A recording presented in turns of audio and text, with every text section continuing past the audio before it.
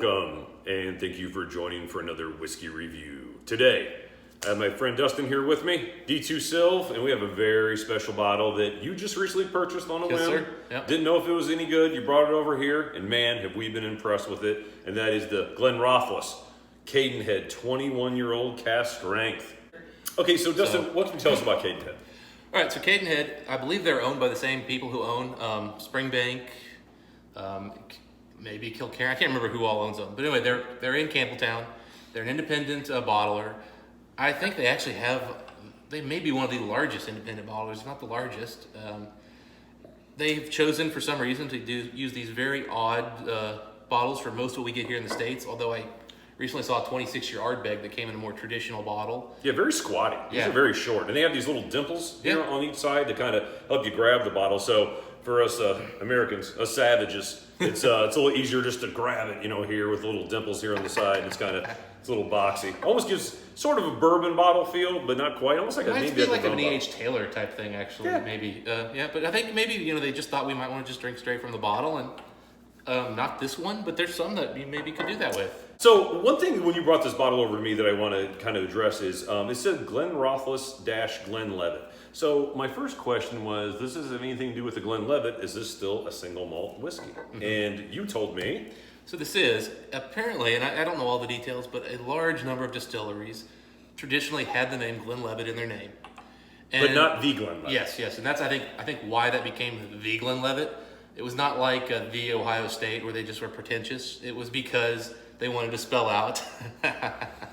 You're in the wrong city just to make that statement, but go ahead. What do you mean I'm in Columbus? I can't make that.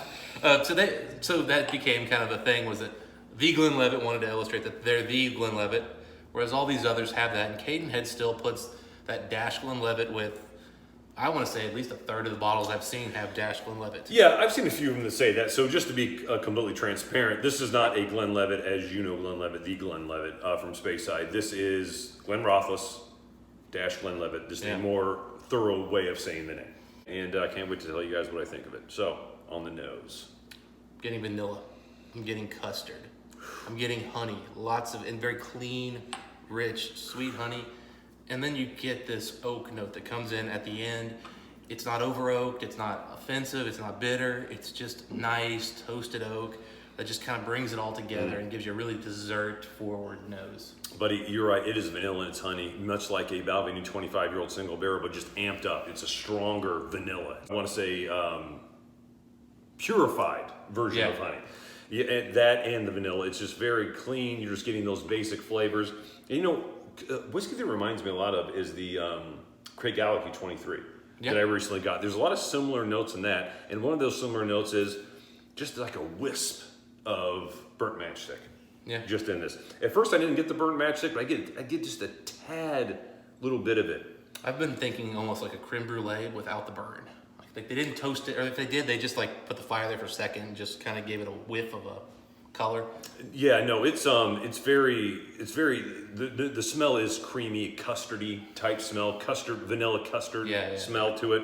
And that makes me think, when I think vanilla custard, I think creme brulee.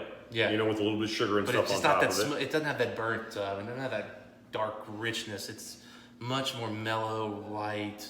And maybe just a light fruit or two. Yeah, there's a little more fruit here. And on the nose, I may be thinking maybe there's a pear and an apple, but I'm not getting a whole ton of that. I'm getting some type of light green fruit.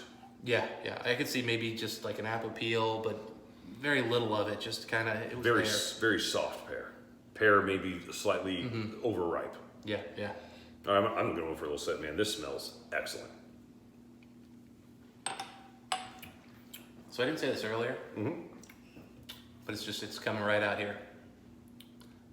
Slight orange zest. It's creamy, it's rich, it's vanilla. It's a lot of vanilla. It's heather honey. I was saying before it's not heather honey. You know what? I'm getting a little heather honey now. Like a Highland Park heather honey. Yeah, I was not getting it when on the nose. The nose is clean. It's your store-bought, with the bear honey. Yeah, exactly. Now I'm getting a little more richness. I'm getting a little more cream. The oak's there, but yes, I'm thinking that citrus that I've been going back and forth with, I'm thinking it's a slight orange zest. Maybe orange. I'm almost getting like a light kiwi note with it too. Yeah. And I said that to you earlier. It's like a strawberry, but not without the red in the strawberry, which doesn't make a ton of sense. But like that red, tangy bitterness like isn't there. It's just it's a light kiwi. It's more like an orange rind. It's the finish of it. It doesn't have Peel. none of that upfront citrus. It's not overpowering. It's just Almost like an essence of orange, like an orange orange oil. jam. Yeah, I mean, like a marmalade or Yeah, something. marmalade or something like jam, that. I yeah, can see that too, like a It's chutney. been sugared. It's not over the top. It's just a little of it. Wow, this is an excellent whiskey. Yeah. What'd you pick this up for again? I think it was about 186. So again, 21 years for Cask strength. Yeah. Cask strength, 21 years. So this was finished, and this is something with Cadenhead that frustrates me a little bit. All they tell you on this one, it's a hogshead. Now some bottles they tell you bourbon hogshead. I have never seen them say sherry hogshead. This is definitely not exclusive sherry. And a hogshead is just a reconstructed barrel. So my guess is maybe they used some sherry in there. Maybe they used some European oak. This is not purely a bourbon cask for sure. This is not a virgin oak cask. No. But there's It's been seasoned with something. yeah, and I mean there's some color to this. I don't know if you can pick it on the camera because this is light, relatively speaking. But Yeah, it's champagne, light gold champagne color. But so I saw this next to maybe 6-7 other Cadenheads that are right there all together, and this was the second or third darkest of the group. Really? Yes. What was the oldest? No, there were some 25s in there.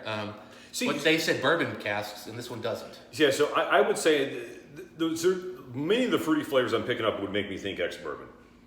Yeah. But I will say this. I have had ex-American oak seasoned with sherry that I've gotten very similar notes from. So if I had to, because you're right, it just says ×1 hogshead, 100 or $288 or 288 bottles, Yeah. and distilled in 1996. I would say if I had to guess on the one cask, I would say it's American oak seasoned with sherry. That would be my guess. Well, again, they constructed it. It could be 3 planks of sherry and You're right, too. 60 planks of bourbon. I don't know. God, if they went to that extent, I mean, they got a nice little mix. Because again, if you gun to my head, if I had to pick one, I'd say ex-bourbon. I would but, too. But there is something that makes me remember a sherry finish to it. Almost like a couple of the staves, maybe, were some Oloroso sherry cask. There's a little bit of a darkness. Chocolate. It's not dark chocolate. There's a little chocolatiness that I think is dark. Yeah. Yeah. Which kind of makes me think an Oloroso somehow got involved in this somewhere deep down in the past. But again, Cadenhead is wonderful in that they tell you when they distilled it, when they bottled, how many bottles. They tell you the type of cask, but they stop there. Like even with the very few sherry ones I've had, they do say but they don't tell you first, second, third fill. They just tell you. Yeah, they don't give you a ton of information on the cask itself.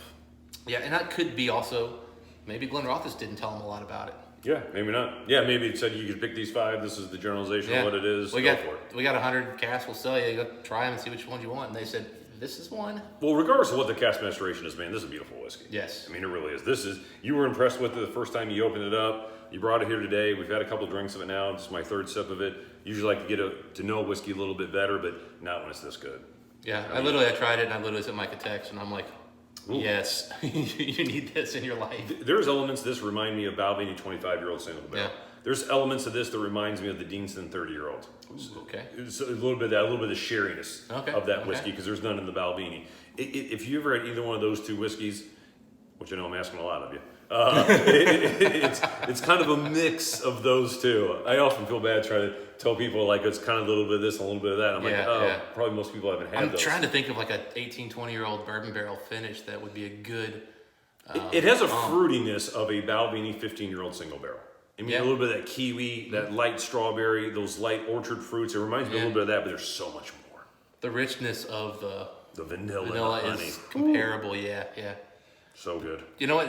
Now I need to find a cask strength official bottling of Glenrothes, which I know are out there. Yeah, maybe this is the distillery characteristic, which if it is, it reminds me so much of the Craig Alky 23, which means I'm going to buy some more of those things. Yeah. If I find cask strength them in, I might buy the 18 year, but I got to check again. If it's 43, I might have to hold off though. I need 46, Mike. All right, so we put a couple drops of water in. To me, it's coming more candied, more vanilla custard. The fruits, still about the same volume, roughly. It's just kind of a component. I'll tell you what, I don't think the water did anything substantial to it. I think it's just as rich, just as sweet. I think it did shift some of the notes a little bit, kind of like you're talking about. Reshuffled the cards, if you will. Yeah, but I'm still getting all the same things. They're all just as wonderful, and I'm not getting anything new. It's just the same stuff. The focus has shifted a little bit. I think it is, like you said, a little sweeter. The water definitely didn't uncover anything that wasn't already there. The finish maybe has a hair more tannin, but you don't get it at all until the very finish. Like they're just beautiful, just beautiful. And I mean, again, we're getting nice legs here. In case anybody can't pick that up, 50%. It should. Rich and oily cash strength whiskey. Now with water on the palate, instantly when I swallow, I get milk chocolate on the sides, right here. I didn't pick up that much milk chocolate initially, neat, but with water, brought the milk chocolate big time. And then here comes the vanilla and the honey. Just kind of settling back in the middle part of the tongue right there. I'm actually letting that chocolate linger, Mike. Oh, I told you. The milk chocolate's there when you put some water into it. It's hitting the middle of my tongue and it's just staying with. I mean, it's like that light vanilla. Sorry, it's got the vanilla, it's got that honey, but it's got that light bit of chocolate there. There's got to be some sherry cask influence in this now. Now I've tasted it with water, it's got to be some sherry cask influence. Because I've had a couple drinks today, I haven't had any with water. It's the first time I added water to it, and man, there is definitely just a nice little river of milk chocolate right down the middle of it. Yeah, you're not getting any real dark fruits per se. It's just milk chocolate's coming from that. Yep, that's it. And then this is very, very much a light dessert. It's not overly heavy. It's not overly rich. It's just a light dessert. I think you were there with creme brulee and maybe have a couple of milk chocolate candies with caramel filling at the end of the night. It's a Three Musketeer bar. Yeah. Oh, you know what? That's maybe with a little bit of Milky Way. Yeah, without the nougat, maybe. It's like, or like a Snickers without the peanut. Yeah, definitely without the peanut. Isn't it a Milky Way? It is basically a Milky Way. Okay, yeah, sorry. Well, same thing. Yeah, but it's lighter, more like Three Musketeer though on the chocolate. Three Musketeer is very light. That nougat inside is just that light, fluffy. It's like it's like a whipped milk chocolate too. Yeah. Very light, very raised to the top sort of milk chocolate. But there's a lot of vanilla and there's a lot of honey, but those start making me think of caramel when you add chocolate. Yeah. I don't actually get caramel here. I can see how you might think it's caramel, but it's definitely milk chocolate. It's milk. Sometimes I associate caramel and milk chocolate and vanilla all together, probably because I drink a decent amount of bourbon. It's almost like a dessert at the Melting Pot, which is a fondue restaurant. A little bit of chocolate. Like you dipped it in vanilla, just the top, and then you dip the whole thing into the chocolate. Yeah, maybe like a mushroom or not a mushroom. Mushroom. Oh, I can't agree, Mike. A marshmallow. Marshmallow, not a mushroom. Oh man. Yeah, just a beautiful whiskey. As far as whiskey score, where are you at on this one? So I'm gonna go 90. I wanted to go higher, but it does lack the complexity that would help me go past 90. Yeah, I was originally thinking 91 on the nose when I was first tasting it, but I agree with you, it's a 90. Does 4 or 5 things extremely well. Yes. But just those 4 or 5 things. Yeah.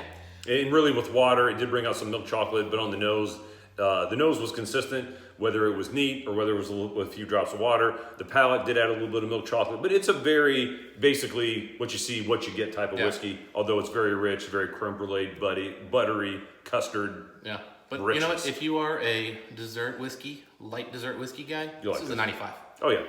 This is going to be the top of the heap. If you like Speyside whiskeys that aren't overly sherry, you like your Glenlevets, you like your Balvinis, you will enjoy this whiskey. I am firmly confident of. 100%.